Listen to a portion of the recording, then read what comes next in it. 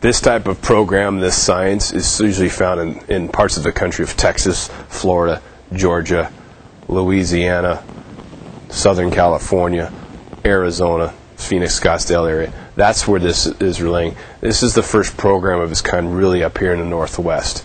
So to be able to go around and teach schools and programs how to implement this kind of training, everything that revolves around speed, agility, physical, flexibility development, along with the nutrition and supplementation piece, how it can be done at a higher level, how you can have, take your training regimen, what do you think, 3 days a week to maybe 5 days a week, where you're getting that extra 2 days a week, 8 days a month. And what does that equate to? 8 times 12 throughout the year. It's 96 extra days of training a year. That's going to equate to less injuries, more playing time, usually more explosive athletes. So usually going to equate to wins. And that's what we found with all the schools that we've recently come up. APX in general is a very new thing in the Northwest, especially up in this area. So when we go into schools, they've had no clue what we're even coming in. They think that they're coming in for us to teach lifting techniques or teach running techniques or improve certain things. No, it's a complete culture change. We're ripping apart of even how you're doing those things and how to make them more custom to alignment, how to make them more custom to skill position individuals and what they should be doing. And the cool thing about this is that we can do this no matter if it's a really small weight room that you have or if it's a huge, large facility you have.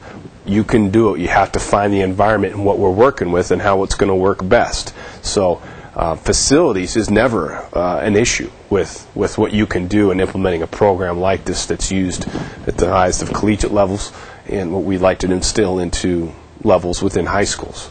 And so that's the really neat thing about seeing a culture change and seeing it just go. We get coaches calling us a week or two later, kids around school talking about it. All of a sudden, there's non-athletes coming into the weight room, doing it in their PE classes, and it's just a huge thing of, gosh, this is really neat. It's something that's so new.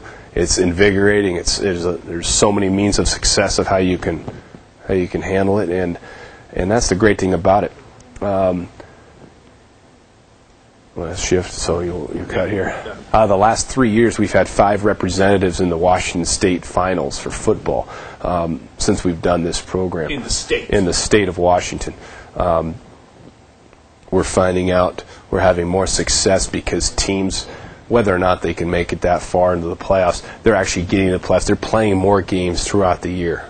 So when we come in and insert this into a culture, whether it's in a baseball program, basketball, soccer, track and field, or whether it be football, we're seeing that you're going to continue playing and continue getting reps. And as coaches in high school, I think you'd like that a lot because now your season goes longer. You're able to get more reps, especially on your younger athletes.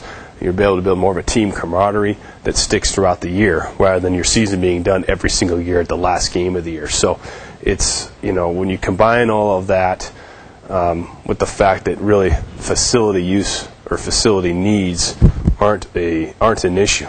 And we look at every facility and looking at the deficiencies of it, what we can improve on it immediately.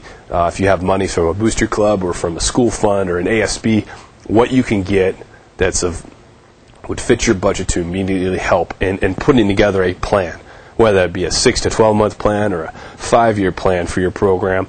Here's what the steps you should do with finances as they come your way, whether it's not through your athletic program or through the school, of how to make your facility basically a performance developing facility for human body kinetics and making it more of an environment that you have so many different apparatuses and things and tools to use in there for kids that will be more functional for them, and looking at those things and being able to implement that plan and developing that with the coaches and working hand in hand of, this is what you should do now, this is what you should do in 6 months, this is what you should do in a year.